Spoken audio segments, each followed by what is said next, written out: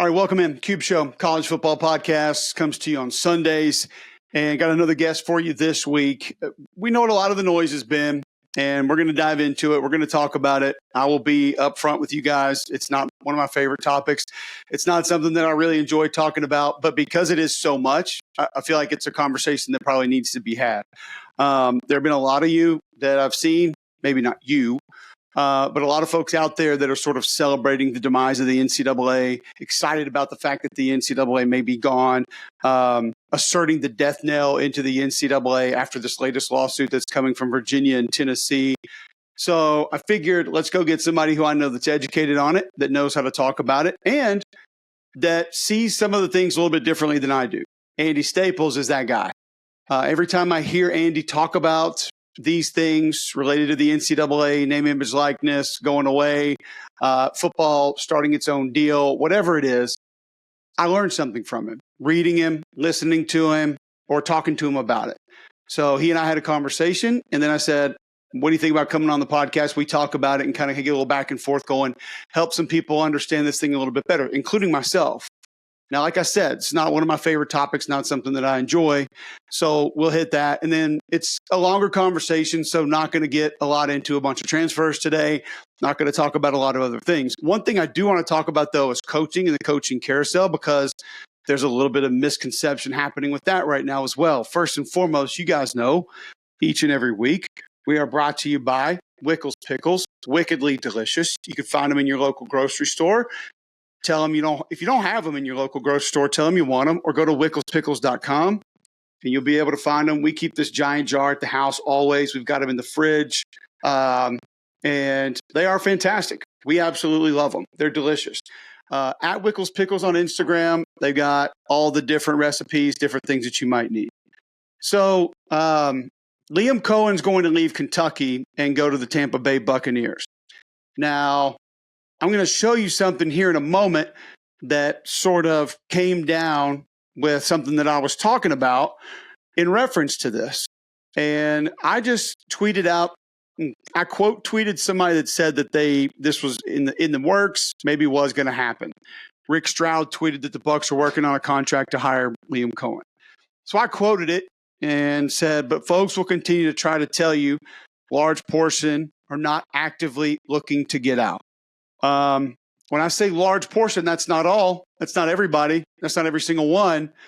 But there is a large group of coaches that are looking to get out of college football.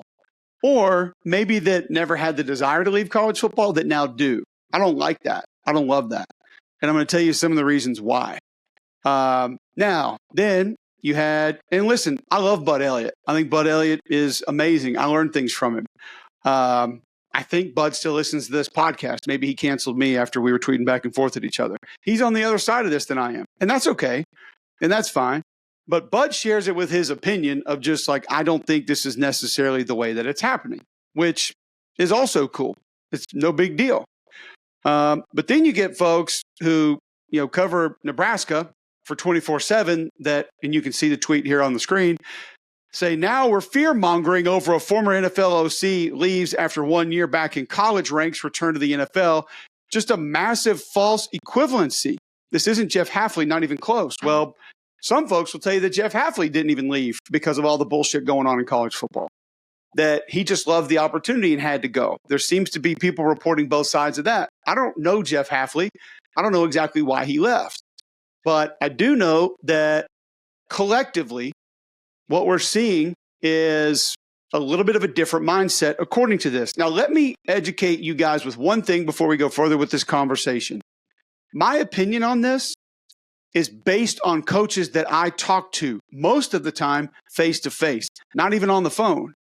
And you guys know how I have those conversations. And it's not covering the same college football team every single week and visiting with the exact same coaches every week. Right? Right. So I don't guess at this. I don't think this. These are based on conversations I've had. And 16, 18 different assistant coaches telling me throughout the course of last football season, first possible chance I get, I am out. Goodbye. I can't wait to get to the NFL. Folks, there's only so many spots. And some of these guys have been coaching for 15, 18, 22 years. What are they going to go do? Outside of moving into media, it's not like there's a lot of other jobs that they can just transition to. Number one, that's going to fuel the fire, that's going to give them the fulfillment that they get from coaching, keep them around the game that they love so much, and make anywhere near the money. They're just not out there. Like Hugh Null, my offensive line coach at Auburn, my second one, he's running a trucking company, and I believe he's making similar money to what he was in coaching. Like, there's not a lot of those things that guys can just go do. He was able to find one, and he got out. So when I tell you guys that I am somewhat alarmed at the amount of college coaches that are looking to get out, and that the calendar and the schedule is something that needs to be discussed, I base that on conversations that have taken place and things people have told me. Most likely a conversation with one of the individuals that we've discussed and will discuss on this podcast. A very recent conversation, by the way. And just because you've done something before doesn't mean you automatically want to go do it again. I sold boxes and insurance when I lived in Huntsville when my media career wasn't working out. I don't want to go back and do that again because it was fucking miserable. So I think there's a part of this that some folks need to try to understand, that I don't guess here. This is not what I think. This is not what I believe might be the case.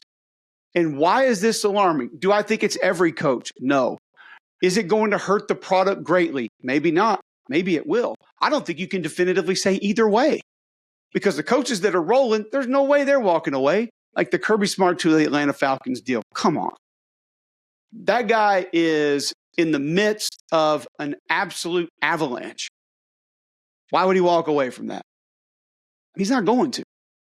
But I do think, and I think you can also kind of roll into this, what is happening with some group of five coaches that are giving up head coaching jobs to go be coordinators. Alabama just took two of them. Sean Lewis did it a couple of years ago.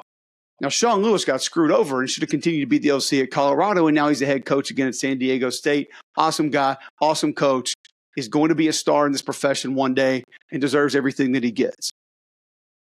But my concern with this is we already have enough movement in the coaching profession. There's already more than enough turnover. Staff continuity has been valuable for a long time. We don't have a lot of it anymore. The thing that bothers me and worries me about it is development. And now when you're going to lose players from one system to the next terminology, to the next group of fundamentals, to the next group of techniques, that's going to happen all over the place anyway. Now you're going to have more and more coaches on their way in, on their way out. The reason that this is a little bit disturbing to me, and once again, fear-mongering, nobody's telling you college football is crashing because of this, so you can use those phrases if you want to, but that's you putting those words in my mouth because I never used them. All I'm telling you is I spoke to the guy that you are hypothesizing about. That's it. Now, what bothers me about it is good or great coaches leaving college football. Because there's a lot of guys in this profession, like the first one that comes to mind, Derek Mason. I'm glad he's now at Middle Tennessee and he's the head coach again. Derek Mason is a human being that I feel like young people need to be around, need to see. He hired another one in Kendall Simmons, who I went to bat for to get a job at Auburn because I thought kids in that facility need to be around him. He's just that incredible of a human being. I don't want those people, because of all the frustrations in college football today and the calendar and recruiting and NIL and the portal and early signing day and regular signing day and all these other things. I don't want us to lose those kind of people in this sport because it's just too much. I understand they make a lot of money. I get it. I know. I got no one's saying they don't. But it is becoming an impossible task when you are handed a new deck every single year, and maybe not even the deck that you thought you were going to get or that you wanted to play. I mean, you show up to sit down and play single deck blackjack, and all of a sudden they bring out the chute and they've got 7 decks, like things change. It's a different game, right? So that was the reason that I went there. And that's the reason that I was talking about it. It's one of the things that we'll hit with Andy Staples, who's going to join us in just a moment. But for me, it is a little bit disturbing Now, I'm not sounding some fire alarm telling you that college football is crumbling. It's not what I'm saying. It's just that maybe Jeff Hafley did leave because of the calendar and because it was just too much, or Boston College didn't have the NIL to keep up, whatever that was.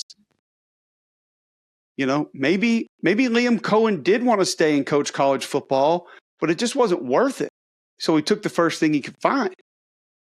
I know this, Liam Cohen enjoys the coaching part of college football and helping young men. I do know that. But it's too much for certain people. And that's nothing against them or their mentality or their toughness, anything like that. It's just a lot right now. And you guys have heard Josh Pate talk about this. I mentioned Bud. I've heard him talk about it. I don't necessarily know exactly how you fix the schedule, the calendar. I really don't. I mean, I think Andy and I are going to talk about how important the portal is in this entire mess and how much of all the vomit on the floor is essentially because of the portal. And you could remove a lot of that potential if that could be managed or handled or dealt with in a certain way. So it's just that thing kind of got going. I believe it was on Friday. And I wanted to clear a little bit of that up and share with you guys the reasons that I say some of the things that I do and think some of the ways that I do about what's happening with coaches right now. Because it's based on real conversations that I've had and frustration that I hear and sometimes anger that I hear and that is shared with me. It's not good. It's not great. All right, nonetheless, a couple of coaching updates we do have. DJ Durkin hired as the Auburn defensive coordinator. I think DJ's a good defensive coordinator. I do think the mix and scheme over the last couple of years has made sort of evaluating him a little bit confusing. Kids do love him, love playing for him. Is the risk worth the reward? I don't know. We'll see down the road because you're going to get the negative publicity. People are going to come out and not agree with it, not like it. I think he's good. I think he's got a good football mind. I think he's a good recruiter. But I also think that since he was forced to kind of go to that 3-3-5, he stayed 3 down just a little bit too much. And keep in mind the defensive line talent he had a year ago that clouded a lot of things and helped him greatly with what he actually was. Auburn obviously loses safety Kendarius Reddick to Central Florida. That's a high school recruit. You have to think that this goes right in line with what Auburn recently lost from their staff and Trevon Reed to Central Florida. So that's not great. And now defensive line coach Jeremy Garrett is going to go to the NFL. So this is a lot of staff turnover for Hugh Freeze after 1 year, a lot. I mean, a whole lot. So I don't really know what to make of it anymore. It's a little bit concerning in my opinion. And as I've tried to tell you guys a couple of weeks ago, it is not all on Hugh. It is not all on the university. So some folks need to really take it down a notch when it comes to that and him potentially pushing some people out. It's not what it was with certain folks. Others just want to leave. Jeremy Garrett's going to the NFL. I feel like we just had a conversation about that. But certain people are going to tell you that I'm fear-mongering when I tell you that a guy wants to go coach in the NFL. Either way, is what it is. Alabama's going to hire TCU's Aaron Hayes as the Associate Director of Player Personnel. Also, Jatavian Sanders from NC State. I've asked around about both. Both have a great reputation. They'll be behind-the-scenes guys, which that part of the staff that Kalen DeBoer putting together looks to be elite. But again, that's not my strength. I don't really know exactly how those guys operate, what those guys do. I'm just telling you based on conversations when I've gone and asked people about them, they've had good things to say. Also, Ole Miss hires Joe Cox as tight end coach. He's been at Georgia. He's been at Alabama, has a great reputation. People love him. I think that's a good gift for Lane Kiffin on that staff. Tennessee's going to hire Caden Cochran as an offensive analyst. He played for Heupel when he was at Oklahoma, so I think that's a good get there as well. So the coaching carousel is going to continue to move. It's happening a little bit later this year. I think some of that is based on where we are in college football. Some of that based on exactly kind of where things are going. The NFL calendar seems to be a little bit later this year also. Some guys just waiting. So either way, Prize Picks, you do need to know, is America's #1 fantasy sports app with over 3 million followers. Easiest, most exciting way to play daily fantasy sports. You guys know the big game right around the corner. Prize Picks is the easiest and most exciting way to turn every game-changing moment into 100 times your money. It's that simple. Well, those 4 correct picks, you can go turn $10 into $1,000. It's demon time on Prize Picks. You can now win up to 100 times your money. All you had to do is, like I said, just go get those 4 correct picks, turn $10 into $1,000. Demons and Goblins, newest, most exciting way to play at Prize Picks. Squares marked with red are demons, green are goblins. You get different payouts. You can now go in up to 100 times your money, just like that. Go. Prize Picks even offers injury assurance, so your entries stay in play even if one of your players gets injured. For football and basketball games, listen, if you guys are wondering where to go play, it's Prize Picks. Easy, because they give you a lot of different options, a lot of different ways to play. They have quick withdrawals, easy gameplay, enormous selection of players and stat types is what makes Prize Picks the #1 daily fantasy sports app. Prize Picks now offers Apple Pay for quick and easy deposits into your account this football season. Let's make the most of this last game. Go out and get it at Prize Picks. Players and stat types you're selecting, highlight your winnings from Prize Picks. These are how much fun you could have by watching all these different games that are taking place. prizepicks.com/Cube, CUBE. Use promo code CUBE. Get your first deposit matched up to $100. So if you're looking to get started with Demons and Goblins on the big game, prizepicks.com or go get the app. Use promo code CUBE, CUBE, put $100 in. You got $200 in. There you go. Prize Picks. All right. Andy Staples, On3 Sports, one of the best in the business. I want to have this conversation with him around the NCAA, everything that's happening, the lawsuit, what's the future, where are we going, how does it all look? Let's get to it now. All right, Andy Staples of the On3 Sports Network covers college football. You guys have seen him, heard him. He's all over the place.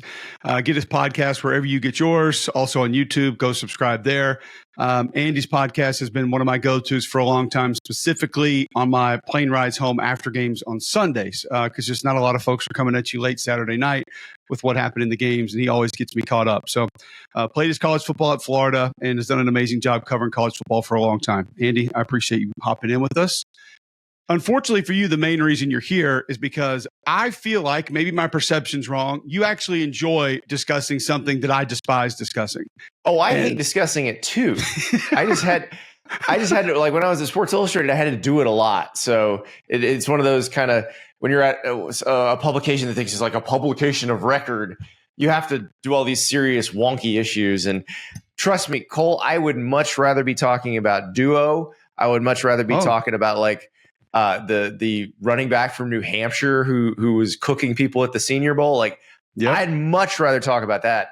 But I have fortunately been educated in all this stuff, so I can't. And look, it's the sport we cover, so you have to pay attention to how it's all organized.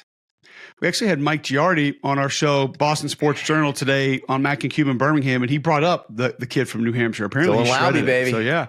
I told him I haven't seen the tape on New Hampshire, and I don't say that very often. I think, as you know, there's not many I can say that about, but I meant to go watch him.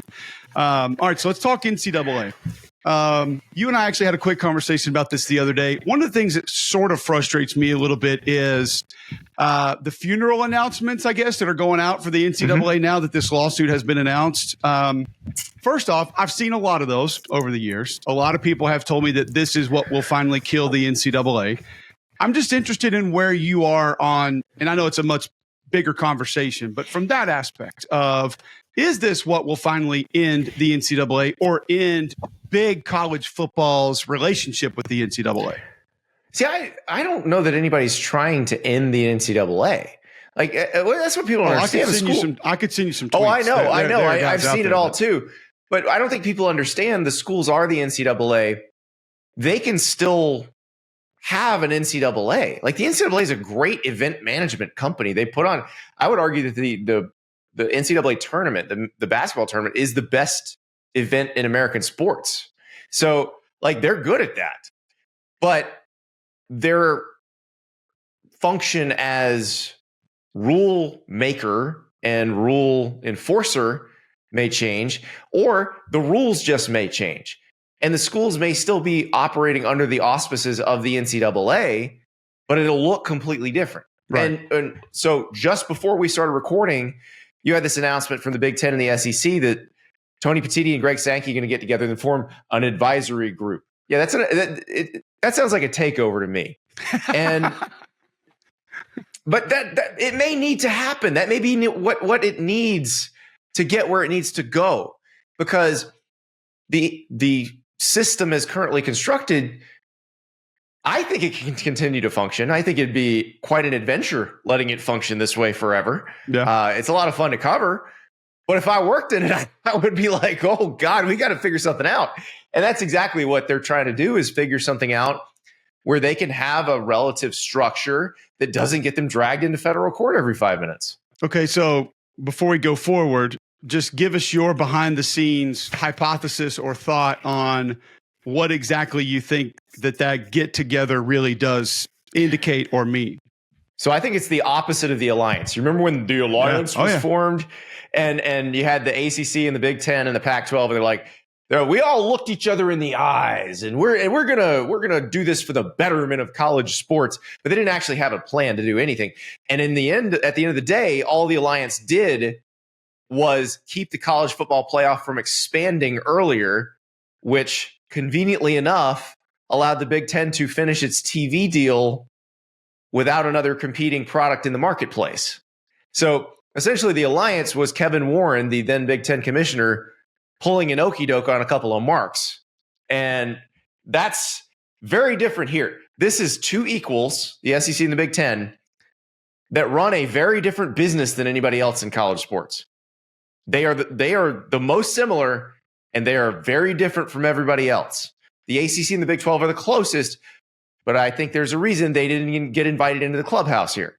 So these two have the capability to say, we want to do something completely different. Right. And they can do it. And whether that's create a new subdivision, whether that's create a super league, whether that's, move outside of the NCAA or change things within the NCAA, they can do it all. They say they don't want to replace the NCAA. They say they want everybody involved. They want a robust national framework. But like I said, there's a reason they didn't invite anybody else in the clubhouse. So one of the things that I love that I have kind of stolen from you at times and tried to credit you for, that you have said multiple times. I appreciate that. That I think is just brilliant, is with all the folks who say, you got to change this, we need guardrails, or go to employment status, we need contracts, we need a union, whatever it is. You've been the one consistent voice that has said, whoa. If you're a college football player right now, college athlete, you don't want anything to change. It is exactly the way that you would want. It's as good as it could possibly be for a college athlete right now. Take us further down that path. I think most people know why you believe that, but what are some of the other things about why it probably can't get a lot better than it is right this second for the athlete? It'll never get better than this for the athletes. They went from having no power to suddenly having all of the power. And if this case that Tennessee and Virginia filed against the NCAA, if they get their temporary restraining order I think the hearing's on February 13th, if they get their temporary restraining order, like that means all the NCAA's NIL rules are dismantled at that point. So the players would essentially have all of the power in the sport. And I mean, they are free agents not even every year, they're free agents every week, essentially. And they can just command more, like they don't have a contract, so they can just command more money over and over and over again. They always have leverage if they're playing well. Right. And so that is as good as it will get from that standpoint. If the schools would like a situation where they're not getting dragged into court all the time, the way to do that is to collectively bargain with the athletes. Now, you've got to make them employees to do that, which the schools don't want to do. But I think, especially if we're talking about two conferences that run a much different business than everybody else, that size business, it actually might solve a lot of their problems. And here's the thing. We always talk about the NFLPA, the NBAPA, very powerful unions. The college football players union or the college athletes union would be the weakest union in all of American sports. It would get steamrolled. They'd be like, we would like 50% of the revenue. And the schools will be like, we'll give you 19. And they'll be like, 20 it is. So going down that path, Is there an in-between? Because one of the things that you and one of the reasons I want to have you on today is you and I are on different sides of this in different ways, but I feel like it makes for a great conversation because I do learn from you when I read about this and listen to you on this topic once again, because I kind of despise it, but I think people are interested in it. And I think there's a lot of people like me that aren't very educated on it. Is there an in-between down the road? Because one of the things I said was, Andy, 133 teams will never collectively bargain. You got all these people transferring, all these guys graduating, all these freshmen coming in. Like, they're on all different levels. And you kind of rebutted that with, but 40, 42, and also 60, 58 maybe could. And if we think about the limited, because part of your argument on that is the limited time of a college football career, 4 or 5 years. But what's the average length of an NFL career? That's fair. So that's and remember, and we've actually seen this in the court system. Somebody reminded me about the Maurice Clarett decision. Even though college athlete or prospective NFL players are not at the bargaining table, their rules tend to hold up. Like when Maurice Clarett challenged the age limit, he won in a lower court, but then it was overturned in the circuit court, and that thing's held up. And you can say, well, he didn't get a chance to bargain for that, but the judge is like, the other players did, so it's fine. Right. So do you see an in-between anywhere with maybe not NFL, Major League Baseball type collective bargaining, maybe not full-time employee status, which a lot of people are saying that they want it to go? I want to get to some of the dangers of that if we were to get there at some point in a moment, but is there because one of the things that I think the biggest problem with the NCAA and big-time collegiate athletics right now, or mainly the last 3 to 5 years, there is no meat in the middle.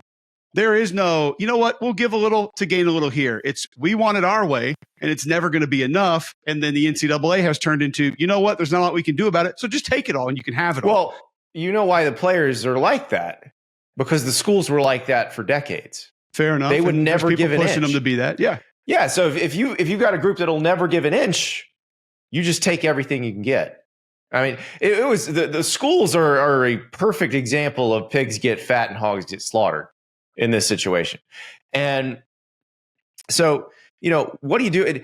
I am very curious to see if there are solutions where they don't have to be fully employees, or could they be gig workers? There are lots of situations, especially in our business, in the media business. Yeah, we have lots of business, situations where we're independent contractors. Mm-hmm. So could you negotiate? And I believe, I'm trying to remember, there was a sports league, I believe the LPGA, where their players did negotiate with the league, but it's not like they're not employees of the league. I think you're seeing that with the PGA now too. And we don't need to get into all that with Liv and everything. But so there are some different situations where a creative group of people can probably figure something out. I think it'd be interesting to see if they could. And let's go further with that. Because I've got people that I've seen, heard that are saying, why don't we just get rid of this all, make them employees? I don't even care if they go to school anymore, which I don't think you really want that. I don't, because all of it in these antitrust cases, you have to be able to give what's called a pro-competitive justification for the restriction you're doing. And the NCAA has been very bad at that. But the one thing I do feel like is a pro-competitive justification that people actually like, that people do care about, is that they are students at the school. Like, I realize that sounds very simplistic, but that might be the only thing that actually matters. Because if they get money, you got tweeted by the same people I did. Like, I'm never going to watch it again if they get paid. Bullshit. You're watching it. We see the numbers. So it's like the NFL stuff, whether it was, Anthem, whatever it was. I can remember being on air saying, guys, I'm just going to be perfectly honest with you. The things that the NFL would have to do to me and my family for me to swear off watching their product again, I cannot repeat via FCC guidelines. So in other words, I'm not going to quit watching it. But yeah, it's and one of the crazy parts about all of this mess, so to speak, whether it's portal, whether it's lawsuits, whether it's NIL, the sport feels as or more popular than it's ever been. And I think a large portion of that is just flat, point and blank, the news cycle. We talk about it every day. I also think the player movement, player movement in sports And remember, every single league has fought player movement because everybody likes to know what their costs are going to be. Right.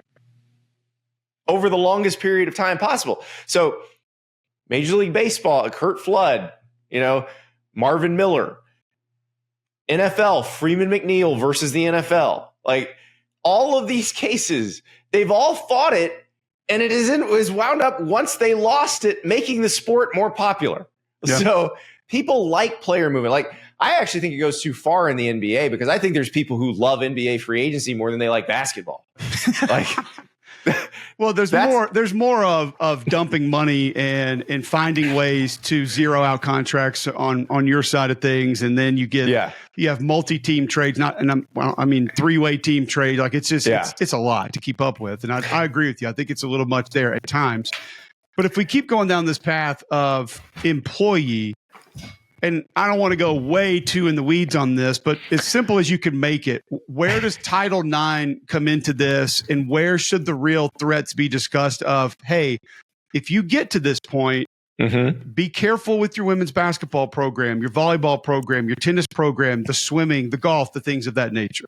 You have to find out, and this is something they're going to have to deal with their universities and with people in Congress.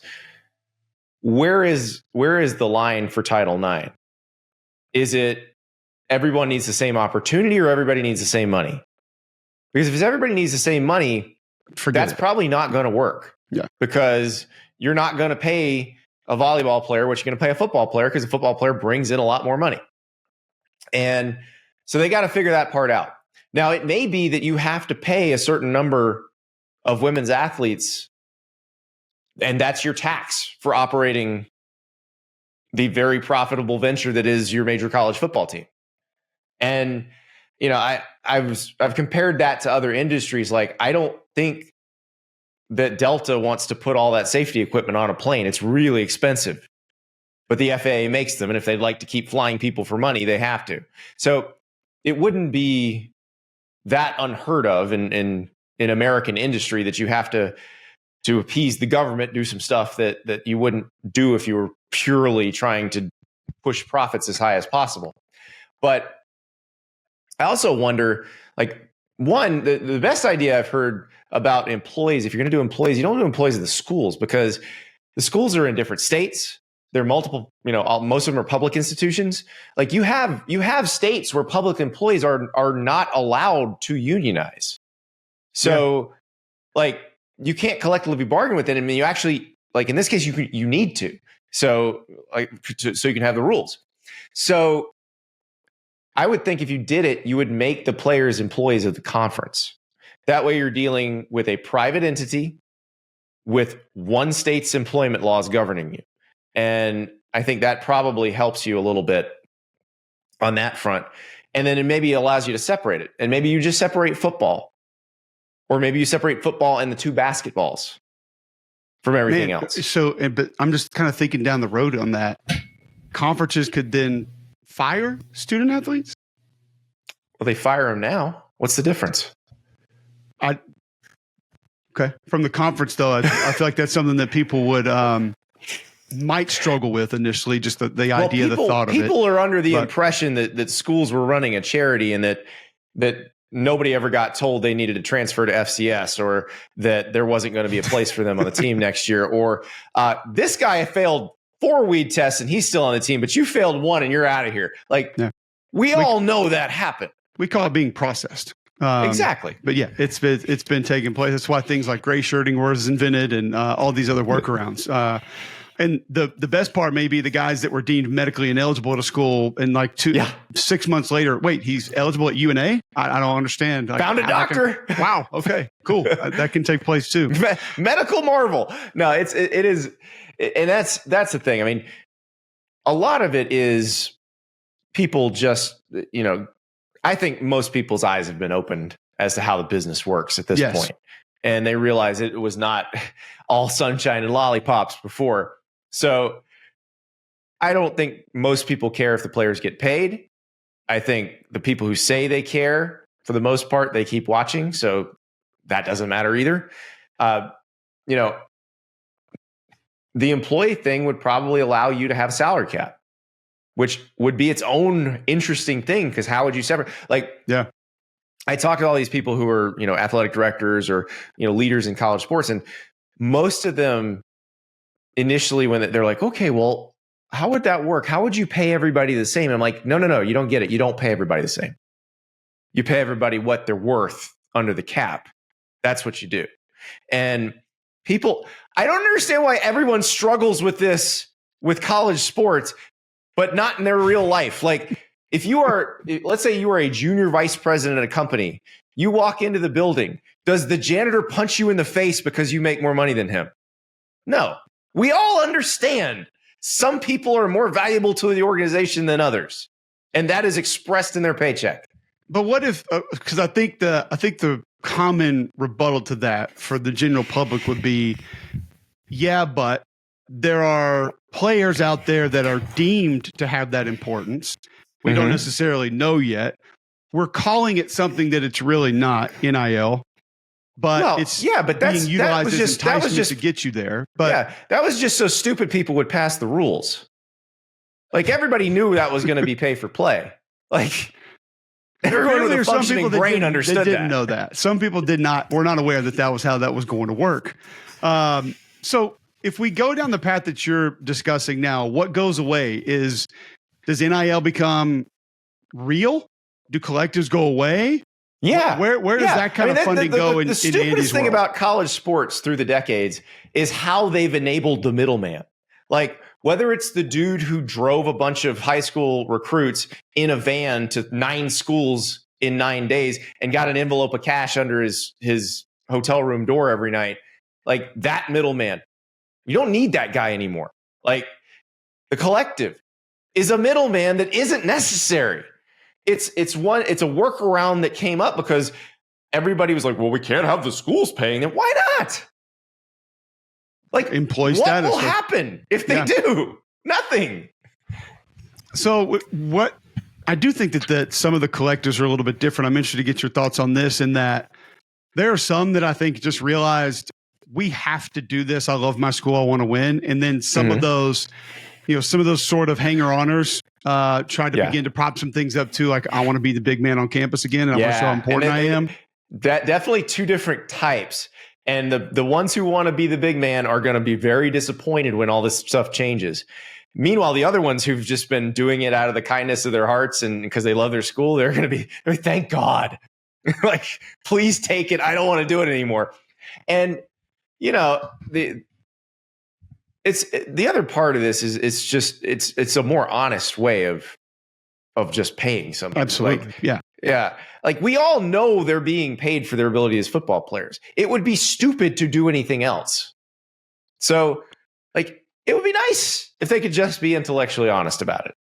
Because there are a lot of folks too that say, even through NIL, that if this was all public record, I think a lot of the drama would go away, and a lot of the concern or a lot of the anger or a lot of the questions would go away. What I'm curious about is, will amounts come out like they do in the NFL and NBA? So the reason the amounts of the salaries come out in the NFL is the agents want the initial contract number out there. They want to know, they want to be able to say, I got this guy this much. But the teams want the guaranteed number out there. We didn't mortgage our entire future on this dude. Right. And so that's how all that money, those numbers get out. I don't know if it would happen that way, but I imagine it would happen in a fairly similar fashion, because the agents who represent NFL players are going to be the same people representing the college football players in this. Isn't that a lot of what's happening right now with some of the, you've clarified for me in a lot of different times that no, these numbers are real. A lot of these numbers that people think are just being thrown around are real, some of the bigger numbers, but then there are some that aren't. And I think we know. Huge numbers aren't necessarily real. But those agents want those numbers out there. Yeah. And they go to the next 5-star quarterback and say, look what I got that guy. But here's how the collectives combat this, and the schools could do this too, and would do this because they're in conferences together, so they do share information. The collectives are having a convention in Orlando right now.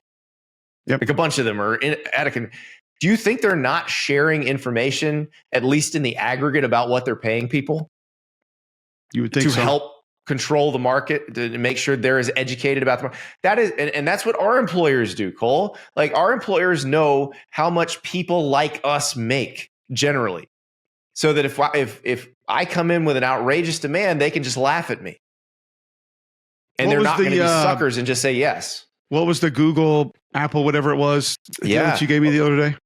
Okay, so this happened, and this is my example. This is when I try to explain why the rules are being challenged in court and why they don't have much of a chance in court, because it's price fixing. It's basically potential employers or compensators, I guess, since they're not employers in this case, but people who would be, setting rules for your compensation, getting together to suppress the wages. And it happened I think the case was filed in 2011. It was settled in 2014. It was Google, Apple, Intel, and Adobe were basically sharing information about what they pay engineers and had like a loose agreement not to overpay, right, or not to go over certain amounts. And that's illegal. All right. Competitors are supposed to compete. And sometimes you have to overpay to do that. I mean, you've mentioned professional sports multiple times. Yep. How many times have we seen a professional sports team overpay for a guy thinking it's going to change their franchise? Sometimes it did, sometimes it didn't. Then on the flip side of that, as you stated, some guys wanting that number out there publicly for a reason. Patrick Mahomes becomes highest paid quarterback in history. Lamar Jackson passes him. Joe Burrow passes him. It's just the step ladder is going to continue. It's never going to hit a floor or a ceiling, I guess. It's always going to continue to go up and down because people know what that number is and they think the guy next up should beat it. So, well, and the other thing in college sports that people don't understand, and this is going to be a rude awakening for some people if it does go to a more professionalized model in terms of salaries for the players. You don't need all those people. Like, you don't need all those people in the recruiting office. You don't need all those people, those analysts. Like, they're not necessary. You don't need to rebuild your building every 3 years. You don't need to redo your weight room every 2 years. Like, they're only doing that because they have to spend the money on something. And why are they doing it? Because the other 7 schools that they compete with on an annual basis are doing it too. Like, also because they have to spend the money. And coaching salaries are going to go down too. Like, Kirby Smart is still going to make what he makes because he's the best. But ADs are going to become far more aware of replacement value. And like, if you got a coach who goes 7-5 every year and he comes in and says, I need an extension because I need to have 4 years left on my deal or I can't recruit. Negative you recruiting. tell him to pound sand. I can find somebody else to go 7-5. It's funny on our group text. I have an O-line group text, and Jeff Schwartz, we were talking something similar this the other day. He's like, guys, the Giants locker room doesn't even have chairs with backs on them. Like they don't care. It doesn't matter how nice the weight room is, or it doesn't matter if you have a plasma TV in your locker. Like, you're getting what you're getting. You're playing in the NFL. None of that stuff matters.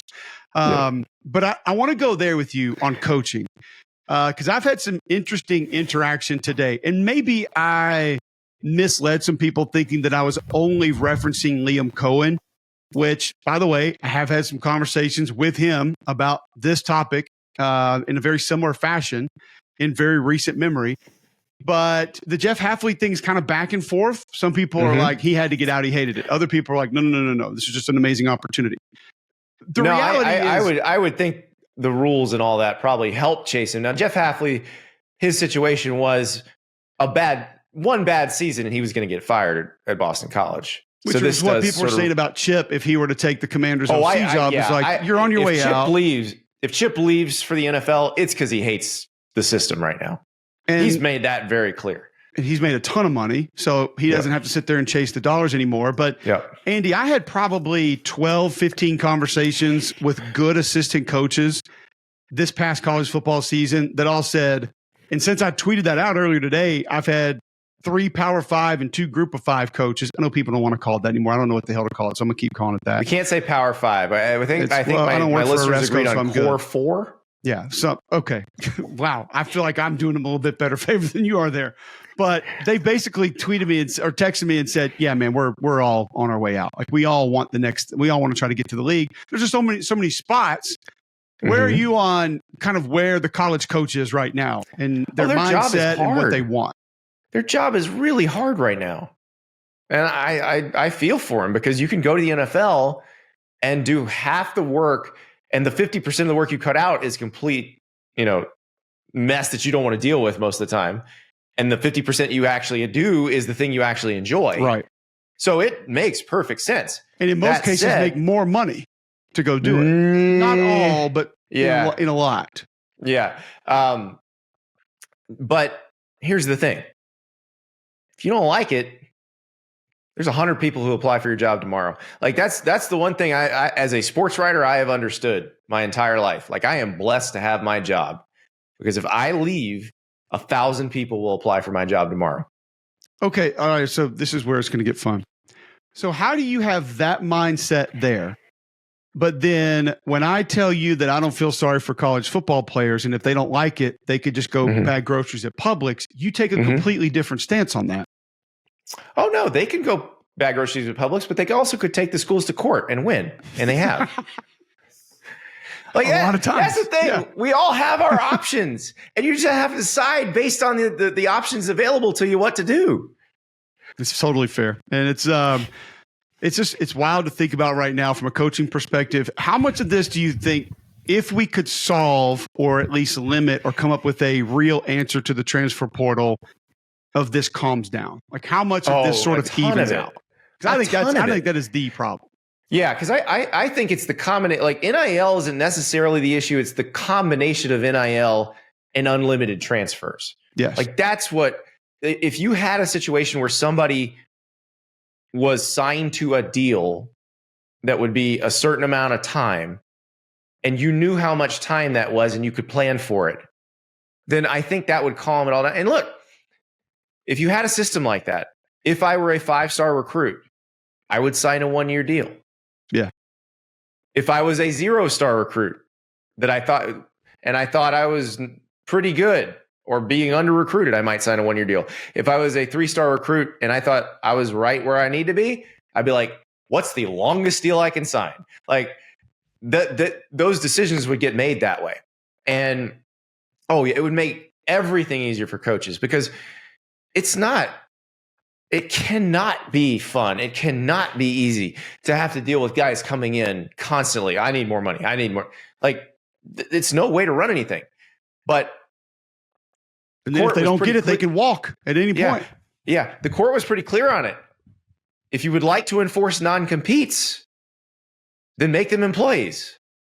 Yep. Like, I have a non-compete. You have a non-compete. We all do. It's part of being an employee. Absolutely. All right. So let's kind of finish where I feel like a lot of this started, even though it technically started however many 50, 75 years ago. And that is with what's happening at Tennessee right now. A couple of things. One, I feel like a lot of the verbiage and the way that things are being directed at the NCAA is kind of like stepping into the ring with Superman after you found out about kryptonite. Like, probably wouldn't have done that if you didn't know about the big green rock before, but now that we have it, yeah, man, let's go. I'll be glad to get in the ring with you and go toe to toe. Two, there's nothing even out there.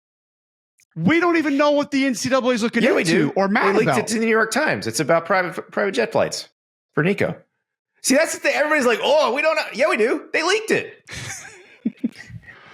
But it's not official. It hasn't officially been announced, or the notice of allegations hasn't come in. So, but it sounds like you think that this stance was necessary just based on the fact that something was allegedly leaked. See, I'm not going to go there like you did. I'm still going to say I don't have a problem. Like, you go ahead and sue me and prove you didn't leak it. So, no, I just think that in this case, yeah, they discovered kryptonite.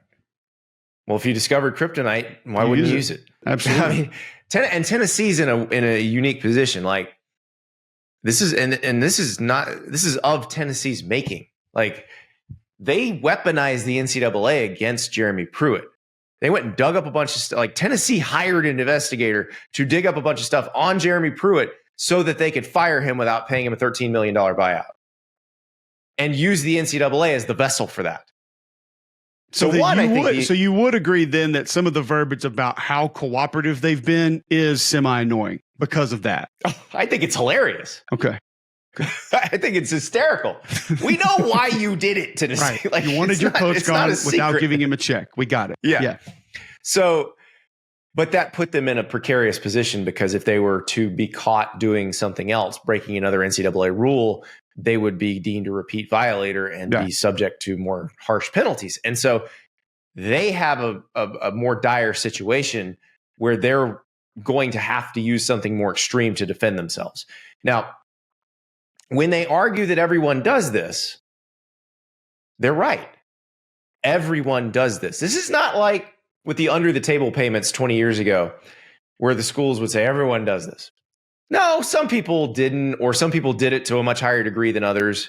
Like in this case, though, everyone handles NIL this way now. Like not every FBS school, but every big school, like every power conference type school. And you're either doing it in football or basketball or both. And it's become standard operating procedure. And a lot of the reason why is because the NCAA wasn't entirely clear on how everything should work and operate, because they would, here's some rules. Now here's guidance where we're interpreting these rules this way. Now we're going to interpret them this way. Now we're going to have the cases be guilty until proven innocent. Like all of that stuff has just been coming one after another every few months. And so that's the issue. Like, it's not just Tennessee. And I think the reason part of the reason the SEC and the Big Ten are getting together is now all of their schools are in the crosshairs of the NCAA. Sure. And it's funny because when all this came out, we knew Florida was getting investigated. No, Tennessee is. They've sent out multiple letters to double-digit schools about this stuff. It doesn't mean they're necessarily investigating them. It might mean that something happened that they think raised an antenna, and they're like, what happened here? What happened here? What happened here? But the schools are looking at it and going, okay, we've been operating like this for a year and a half, and they're acting like it's 1994 again, and boosters can't pay anybody. Like, boosters can pay people now. At least that's what we thought. And so the schools understandably are worried about this. I don't understand why the NCAA did this unless it is just to basically commit suicide. Like, why would you go after your biggest moneymakers for something they're all doing? What portion of this is you're so limited in where you can flex now that when that opportunity arises, you almost can't hold back? Maybe, but like we were talking about the other day, like with Tennessee, the one weapon they had left, I know we said it was kryptonite, but it's basically a nuclear warhead. Right. Like, the one weapon Tennessee had left was sue over the rules. And the university didn't do it. The state did it, which is even better for them because they have cover. But it's all being coordinated by the same people. And so they knew what this would mean. Like, again, if that temporary restraining order gets granted, the rules are gone. Yeah. And so how do you solve a problem where you may have violated a rule that you didn't exactly know you were violating at the time? Make the rule go away. Well, it's one thing, too, that I don't think the general public, maybe they don't care, doesn't understand that lawsuit is to essentially evaporate all NIL rules. Mm-hmm. In any of the instances that we've described, any of the possible scenarios we've described, is NIL enforceable? If it's still all of them, if it's still all of the schools that we talk about, I would agree that if we went to like 40, maybe, but you don't think that even with the CBA, I still think there's ways to snake around it and say, I actually think there's a way to do it. You just don't have any rules. Like, you can not have any rules and you can just let all that happen. Right. And I don't think the world would end. Because we're heading down that path and we're gaining popularity. Exactly. So, and this is something that people seem to not be willing to admit. When the rules were at their strictest, college football was the most lopsided sport from a competitive standpoint in the country. Yep. Since this has changed and the Wild Wild West, or whatever people want to call it, came in, it's actually gotten more competitive. Like, competitive equity has increased. Yeah, I think the only way in which a lawless nature would work against the sport is if a Phil Knight or a Tim Cook or a T. Boone Pickens finally said, you know what, I don't care how much I take to my grave. I want to dominate in my last few years of life, and literally just loaded up on everybody and everything, and there was just nothing else anybody could do about it. But I just can't. They're not going to spend their money that way. No, they're not. They're not. I'll say this quickly. It's one of the other really smart things that I heard you say before NIL was allowed, when it was being discussed, is billionaires are not stupid. And yes, they want their teams to win, but they're not going to come in here and egregiously spend to the point that a lot of you think that they are. And they haven't. That's proven to be right. Oh, one other point that I'd like to make with the NIL, because this is a big reason why I think they need to move on to a system where the schools are just paying the players. It's not fair to the fans. It's not fair to the fans and to the donors to be asked over and over again to pay the play. It's a tax on the fans. Like, well, we can't pay the players, so you have to. Right. And like, hell, it's taxes. Right. Multiple times. Yeah. And I get really mad when I see the coach or the AD say, well, if you want us to win, dig deep. And it's like, aren't these people doing enough for you? They're buying tickets. They're buying your T-shirts. They're coming and cheering loud. Like, what more do you want from them? Yeah. Like, you got money coming in from TV. Stop rebuilding your weight room and give it to the players. Yep. It's wild to think about. Finally, one more quick one. If it were to go down the sort of two big conference path that we referenced, how and then would you, I'm not going to say trust. I think trust is probably too strong of a word, because I would trust the people involved. I guess it's more could conferences legitimately police themselves? I mean, no. We've seen these people operate before. But if you have a CBA, you've got real rules you can, like, the NFL has tampering rules, real tampering rules with teeth. Right. Can you imagine if college football had actual tampering rules that it would like to enforce? No, it's not. That all can be done. But you got to take that step. You have to be willing to take that step. And I think that's the hardest part for some of these people, because, you know, and it's not always their fault, although I do kind of blame them a little bit. Like, these people got told for decades that people getting money for sports was somehow immoral. Like, people getting money for being good at sports was somehow immoral. And like the majority of the public bought that for a long time too. Oh yeah. But when you think about it, and this is why all these arguments fall so flat in court, because judges don't think that way. Like, and most of them are not giant college football fans. So they're not ingrained. But if you think about it, really, what's the difference between a singer in college getting a ton of money for being good at singing, or a football player in college getting a ton of money for being good at football? Nothing. So that's the part that I think a lot of these people who are in the business have to just get over.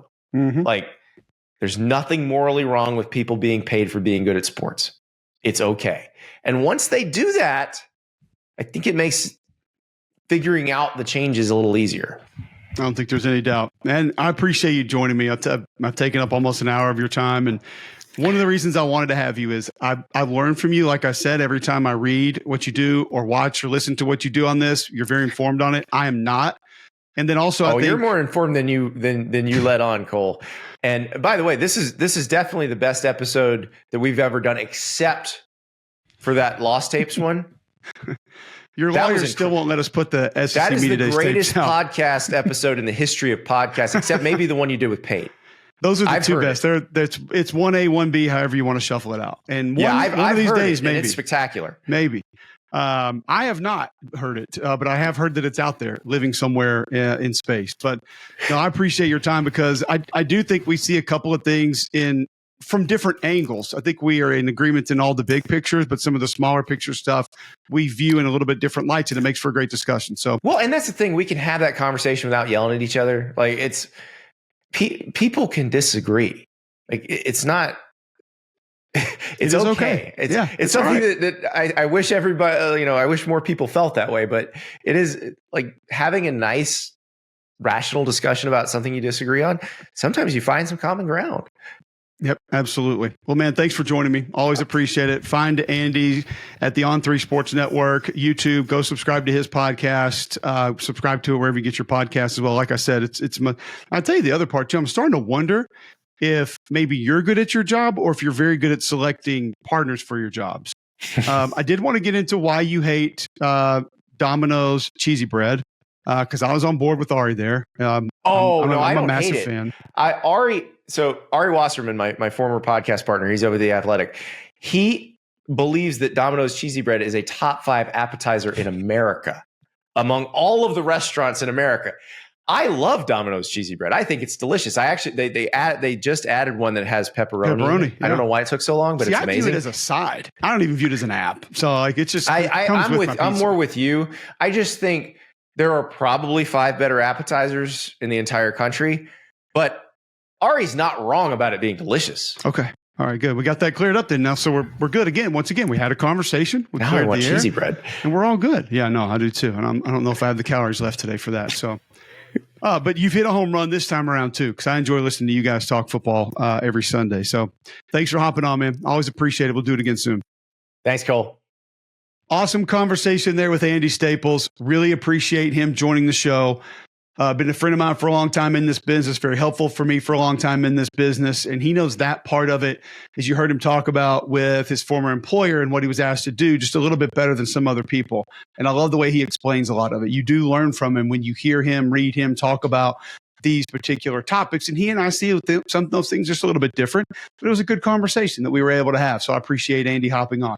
One other thing to keep in mind that I want to get to here in just a moment. But first, Blue Delta Jeans, had them on last night, went to dinner with a couple of couples. I guess that's how you would say that. A few couples. Wife and I had a little date night with some friends, had my Blue Delta jeans on, dress them up with a sport coat. You can do that. You can go casual, but they're custom fit for you. Breathable, stretchy, comfortable. Dress them up, dress them down. Blue Delta jeans. Once you have a pair, you will not want another pair of denim the rest of your life. Go to bluedeltajeans.com now. Tell them you heard about them right here on Cube Show. And they even have digital fit now. So nobody has to come out and see you, or you don't have to go see them. They have gift cards.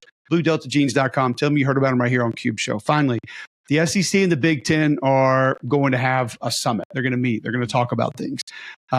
I think this does sort of help us understand that, yes, that train is moving down the tracks. It does look more and more like we're going to get to that at some point in time.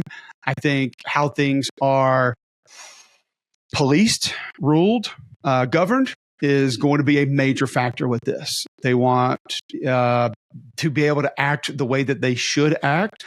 They don't want to be held to a standard that maybe other people can't live up to or be a part of based on the financial gains that they have or don't have.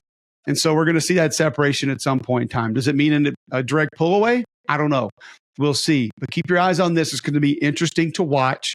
I have not had a ton of time to actually dig into maybe what is going to happen, what is desired to happen, but I should have some updates on that next week. So I'll get back to you guys on that one. So appreciate you tuning in. A little bit of a different show this week. As I stated, I don't love these NCAA conversations. Wanted to clear up a few things. Wanted to talk about sort of the coaching aspect of where things are headed, where things are going, and why it's a little bit bothersome to me. The ceiling is not crashing on college football, but it is forever changing. And we'll have more to discuss on that next week on Cube Show.